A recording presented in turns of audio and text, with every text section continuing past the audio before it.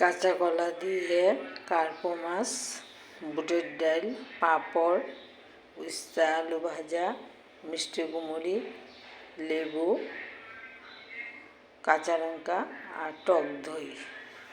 তোমরা সবাই বন্ধুরা সবাই খাবারটা পছন্দ হবে তো তাড়াতাড়ি খেয়ে নিও, ঠান্ডা হয়ে যাবে।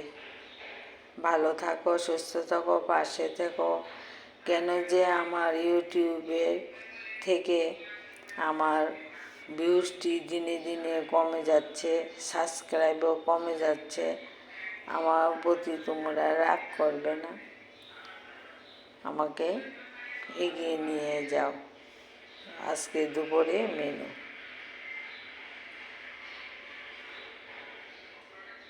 সবাই পাশে থেকো, সবাই পাশে না থাকলে আমরা এগিয়ে যেতে পারবো না।